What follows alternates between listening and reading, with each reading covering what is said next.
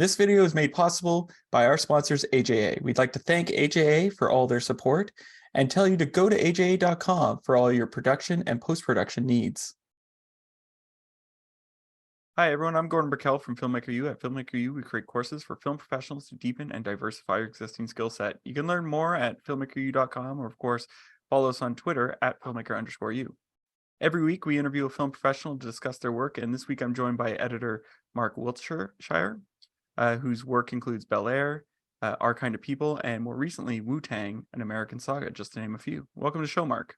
Thank you. Thanks for having me. I guess my first question for you is Wu-Tang for the children?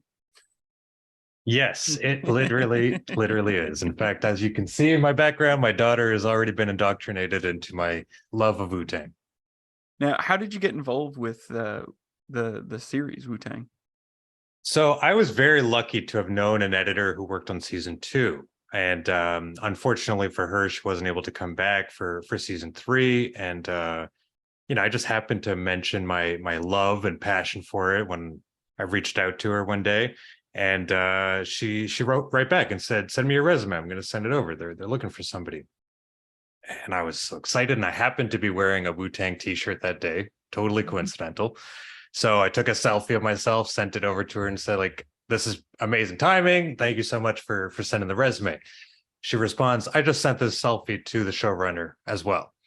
So now he knows you're a fan. And now, it's made a good introduction." So it started from there. And then luckily they did call me and I met with the showrunner, and I just felt like we were very much on the same page about what the show is and how they like to work and how I can contribute, what I can bring to the table. And being a massive fan, not just of the group, but like I love the show. I was watching the show as a fan of Wu-Tang, and I thought it was a really well-made show. So I always felt like if I could be that lucky to work on something like this, I know I'm going to bring my A game to it. And I think I was able to express that in our meeting. And so it just went from there. Yeah. Now, you worked with RZA he wrote and directed an episode. So what were some of the challenges working with someone who the film is about and or the series is about, and I guess what was that working experience like? Yeah, it was surreal. I mean, the episode that we did, Liquid Swords, was more focused on his cousin GZA. But every single member of the group is represented in this film that he wrote and directed.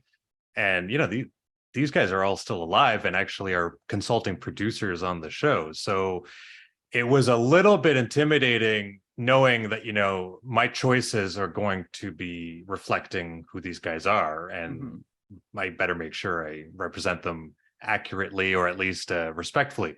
Because it's a fantasy film, there was obviously a lot of leeway.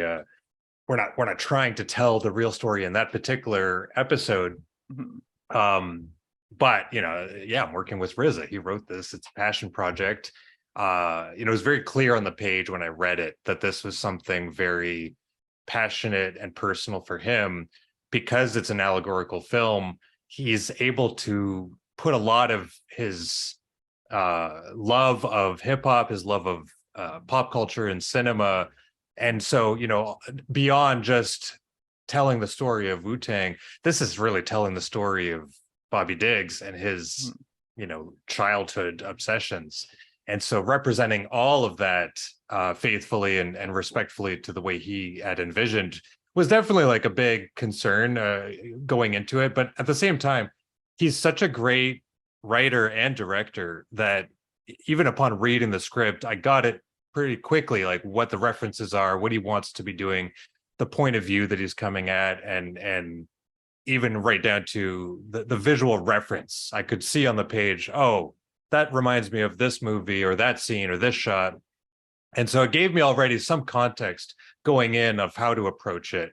But our exchanges were quite brief and valuable when we had them, because so he was directing while getting footage, and he's on set every day. And as soon as we wrapped our episode, he was still on tour. So, so if he's in the tour bus, he might not have Wi-Fi, he might not be able to get on a phone call and walk through some stuff.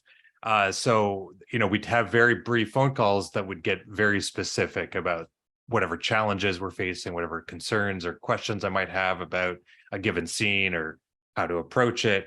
And, the way he speaks is almost in codes. So you have to really get to learn his language and get to understand what he's going for, because he's so artistic when he speaks. It's not just a clear check boxes. Okay, do this, this. It's a little bit of understanding the emotional state that we're coming in, or the particular like through line of this character and where they're at in this point of the story. And that's sort of the context I'm working off of in order to make choices. So it was a lot, left on my own devices to make guesses and choices that I felt were, right for the story we're telling and what he would want. And fortunately, I would say I was about 90% on the mark. My friends and I would make little videos in our backyards, imitations of Indiana Jones and Star Wars. Eventually that need to tell stories became more of a technical interest and an interest in the art. To me, what's exciting is using cinema in its full potential, which is rhythm and sound design and music. Our job is to set up expectations and then deliver on them. I'm Brian Cates, and this is my course in film editing.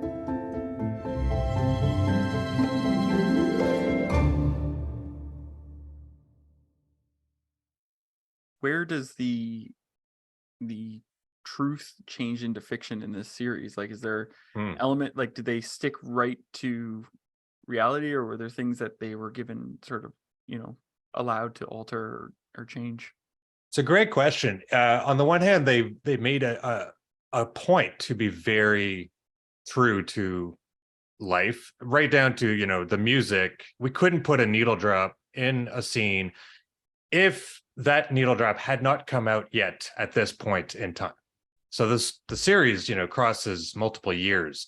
But if I know that the episode I'm doing right now, they're episode 5, for instance, they're getting off of the tour bus, they have a day to kind of, do their thing. And that's where we get to see these 3 different storylines of a day in the life of U-God and Mastakilla and Inspector Deck. Well, whenever they're walking into a barbershop, or they're hanging out at the house, or they're in a taxi cab, wherever they might be, if there's music playing, we had to make sure that I know, like, to the month, okay, when are we in this story? And therefore, any music that I wanted to throw in there had to be era specific. But also, as far as like specific details to each character's story, my understanding, because I read the books that RZA wrote, and I was quite familiar with each person, and I feel like a lot of the details were very much there, like the truth of, right down to even like what wardrobe they might have worn. You look at pictures from the time and you can see they're wearing the exact same shirt that they're wearing in that scene, and that this and that. So they did do a tremendous amount of work to keep things very specific and truthful. And I think so a lot of the storylines are very similar. I mean, if there was any creative license that would have been done, it's very minimal, and it's really just for any structural narrative purpose. But it was very clear in the editing room when I would work with Alex C., the showrunner, that some moment he might maybe look back and be like, oh, I don't know if we want to do that, because I'm not sure the real person is gonna like that. And so occasionally they would rewrite in the room to adjust some of that. It wasn't that it was even false, but more like, oh, you know what, this may not bode well for them, or they may not want to see themselves in that way. And so we were very, very sensitive to the representation of these real people throughout. The fantasy film was a little different, because that was just like crazy. Well, tell me about editing the fantasy film. Yeah. So that was truly the greatest joy I've ever had editing anything, because there was so much freedom as far as the style, the behavior of the characters was not like it's Inspector Deck. No, he's playing a character, So there was a lot of really wild performances and fun stuff that just the actors brought to the table that I was able to sort of pull little gesture, sniffing whatever's on the ground. Inspector Deck's walking by with his long fingernail, and then that was just a thing he did. And I was like, that's so weird, but like fascinating. Like, what is this post-apocalyptic world, and what's the residue that he's snorting? But I don't care. Like, this is just such an interesting thing. So I think it gave the actors a lot of freedom to play around with their characters and the story. But what was the most fun for me personally was the fact that pretty much every scene in Liquid Swords, the episode we did, is an homage to some movie, and most of the movies, if not all at this point, I'm a fan of. If I didn't know it before, I definitely did my research and was like, this is awesome. So just like pulling a little reference from Star Wars or from Shogun Assassin, which is, if fans of the album know, that was sort of the main sample from the movie, that Shogun Assassin, they would put throughout the album of Liquid Swords. And so any chance we could do to like throw something in there, that was really fun exercise of taking a sound bite and throwing it in. The beauty of working with RZA is that that's how he thinks. So he's not like, you have to do exactly how I wrote this script, and this is all the ideas are there on the page. No, he wants you to bring as much of these ideas that you have to the table. And so there was no rules. I could literally just throw anything and experiment with something, whether it be a sound effect from a movie or just like full on taking dialogue from a movie and inserting it in. He was open to anything. It was very collaborative in that way. Really gave us free reign to try things, and he would just tell us if he liked it or didn't. But he usually seemed to get it. Yeah, that was the fun part. It was breaking down the script and trying to see, okay, like this is a Star Wars reference. What can I do to kind of tip the hat to that? There's a lot of Star Wars fans that are going to appreciate any little thing that we can throw in there. One instance is I found a window to squeeze in the Wilhelm scream, and I was really happy about that because it's seldom you get an opportunity to actually do it authentically without being sort of ironic or silly, and I really felt like, no, it fits. It actually like belongs here. But in our sound mix, our sound designer was like really pushing to lose it. He was like, it's so cheesy, it's overused. But I made my case. I said, no, but look, like there's so many Star Wars references here. This scene is particularly going to be like a good one to use it. And there was this long silence, and RZA just chimed in and says, let's keep it. And I was very happy about that. That was really a great moment to be able to see, some of my contributions being in there. But yeah, I mean, just right down to like even little sound effects, or I added an ADR line at the beginning that was a tip of the hat to Princess Leia at the start of New Hope. So just a lot of little things that I was able to do that you wouldn't normally be able to do in a regular episode of TV. Even this show. I mean, this show was what attracted me as a fan was beyond the fantasy episodes. Every episode has a little bit of a fantastical element, or an opportunity to experiment or break away from any TV norms.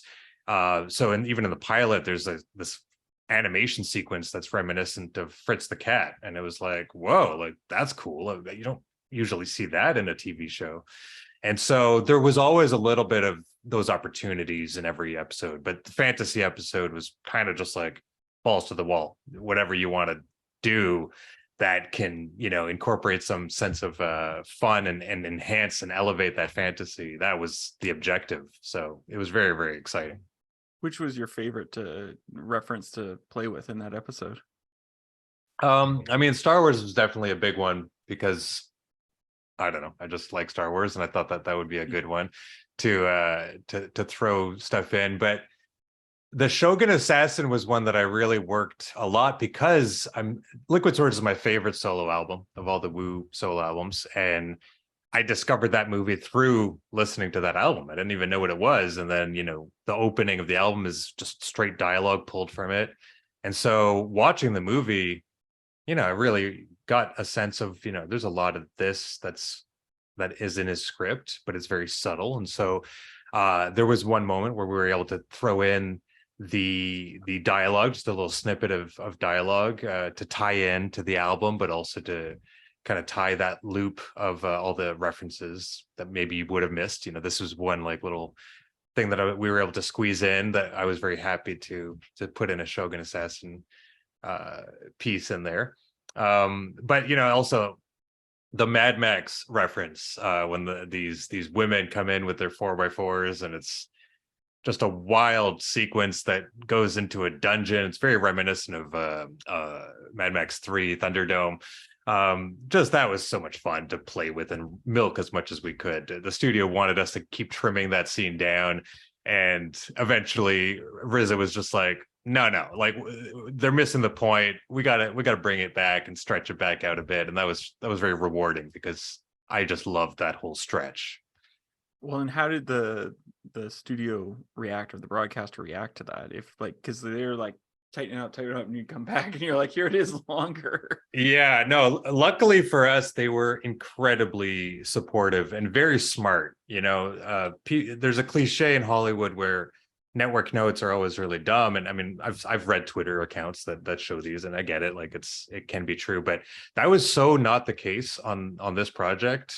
The studio executives and the network executives with Fox and Hulu, I mean, just their ideas were so perfect, like so spot on to help us really get there and shape the show. But of course, there are moments where, like, for them, they're looking at a runtime and they're like, I don't know if people want to sit through this much time.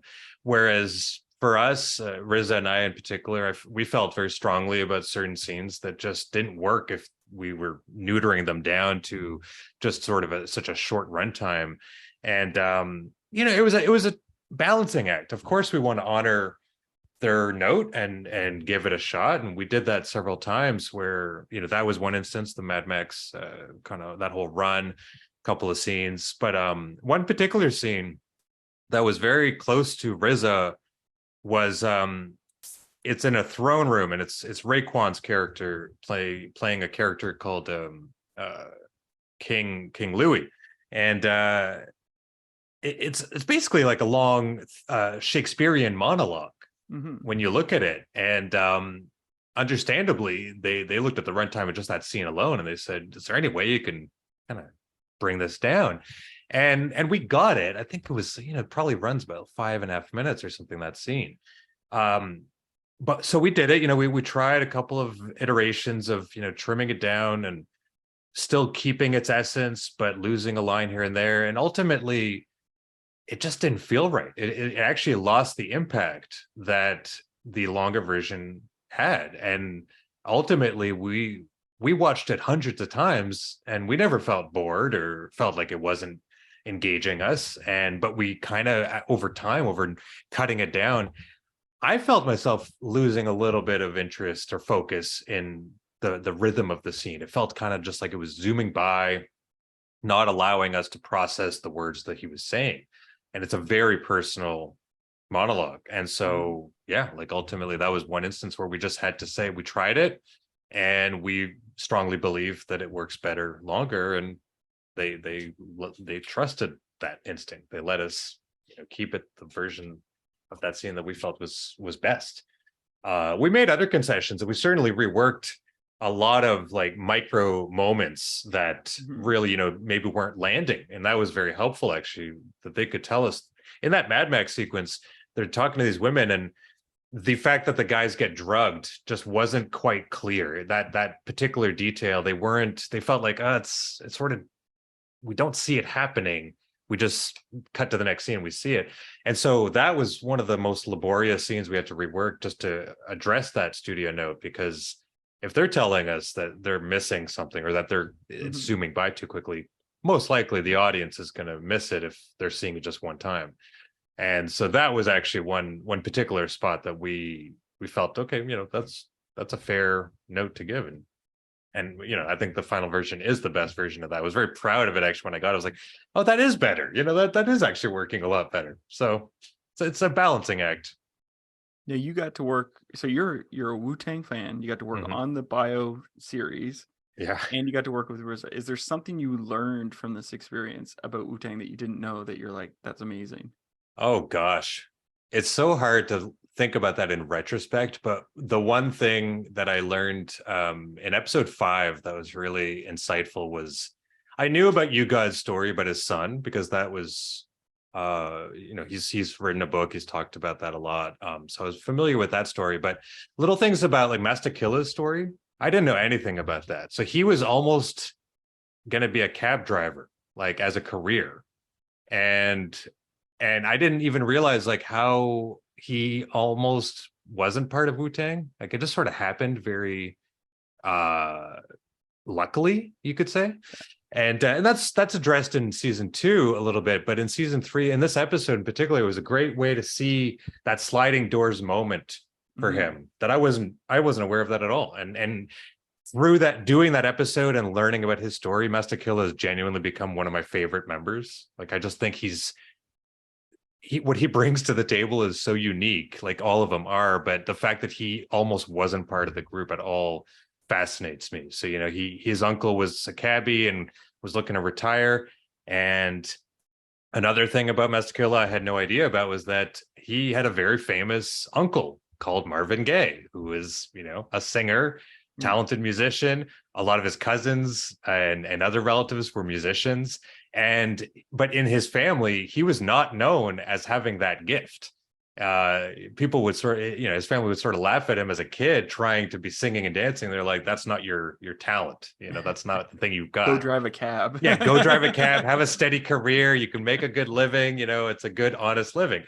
And but of course, at that time there was no rap. That wasn't a skill that was even you didn't think you could have that. And even while he's on tour, so he did one song that ended up on 36 Chambers, and then he's on tour with these guys. But he has one song, like literally one verse in the entire pantheon of what the group has done this far. So, there's a little bit of jealousy from the other members that he's making an equal amount of money, that he's not really part of the group, or is he? And that kind of attitude. And so he really almost considered like just giving up and just pursuing a cab career.